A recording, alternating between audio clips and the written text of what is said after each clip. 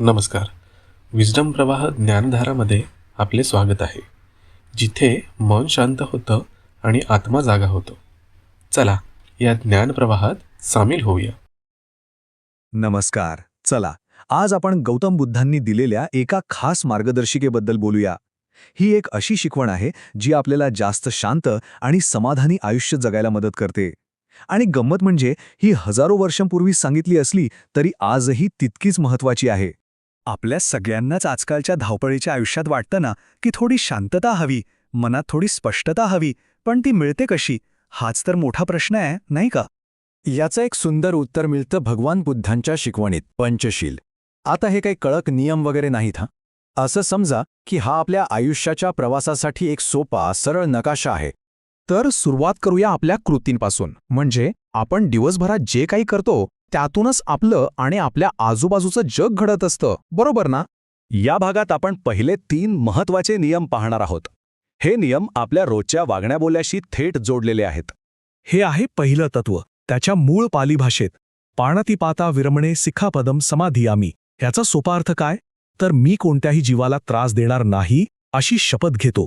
आणि इथे फक्त माणसांबद्दल बोललेलं नाहीये, तर प्रत्येक सजीवाबद्दल, अगदी लहान किड्यामुंग्यांपासून ते मोठ्या प्राण्यांपर्यंत सगळ्यांबद्दल मनात दया आणि करुणा असली पाहिजे. उदाहरणार्थ, घरात एखादा कोळी दिसला तर त्याला मारून टाकण्याऐवजी हळूच उचलून बाहेर सोडून देणं. बघा किती सोपं आहे. हीच तर आहे अहिंसेची खरी सुरुवात. बरं, आता दुसऱ्या तत्वाकडे वळूया. आदिन्ना दाना वेरमणी शिक्खापदम समाधियामी. याचा अर्थ आहे मी चोरी करणार नाही. म्हणजे जी वस्तू आपली नाही, जी आपल्याला कोणी दिलेली नाही, ती न घेणं. इतरांच्या हक्काचा, त्यांच्या वस्तूंचा आदर करणं. प्रामाणिकपणा हाच यामागचा मुख्य विचार आहे. एखादं साधं उदाहरण घेऊया. रस्त्यात सापडलेलं पाकीट त्याच्या मालकापर्यंत पोहोचवण्याचा प्रयत्न करणं. गोष्ट छोटीशी वाटते, पण यातून आपला प्रामाणिकपणा दिसतो. बस हेच आहे हे तत्व. कामेसु मिच्छाचारा वेरमिणी सिक्खापदल समाधियामी. हे तिसरं तत्व आहे आपल्या नातेसंबंधांबद्दल. याचा अर्थ आहे मी चुकीच्या लैंगिक वर्तनापासून दूर राहीन. सोप्या भाषेत सांगायचं तर हे तत्व आपल्याला नात्यांमध्ये प्रामाणिक आणि आदरपूर्वक वागायला शिकवतं. यामुळे काय होतं तर नाती अधिक घट्ट होतात आणि त्यातील विश्वास वाढतो. उदाहरणार्थ, आपल्या जोडीदाराशी प्रामाणिक राहणं, दिलेली वचनं पाळणं, या छोट्या छोट्या गोष्टींमधूनच तर नात्यातला विश्वास टिकून राहतो. चला तर मग आता पुढच्या 2 तत्वांकडे जाऊया. आतापर्यंत आपण शारीरिक कृतींबद्दल बोललो, आता बोलूया आपल्या बोलण्याबद्दल आणि आपल्या मनाबद्दल. या 2 गोष्टी महत्त्वाच्या आहेत. एक म्हणजे खोटं न बोलणं आणि दुसरं म्हणजे आपलं मन शुद्ध आणि स्पष्ट ठेवणं. मुसावादा वेरमणी सिक्खापदम समाधियामी हे आहे चौथं तत्व. याचा सरळ अर्थ आहे मी खोटं बोलणार नाही. आपले शब्द हे खूप शक्तिशाली असतात, नाही का?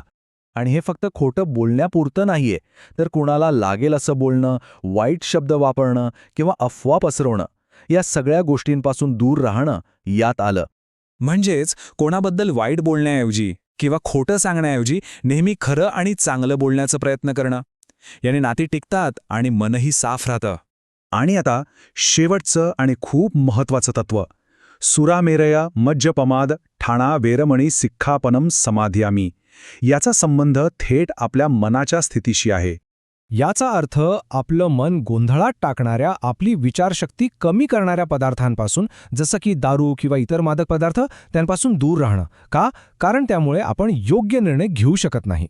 विचार करा, जेव्हा आपलं मन शांत आणि स्पष्ट असतं तेव्हा आपण प्रत्येक क्षण पूर्णपणे जगू शकतो.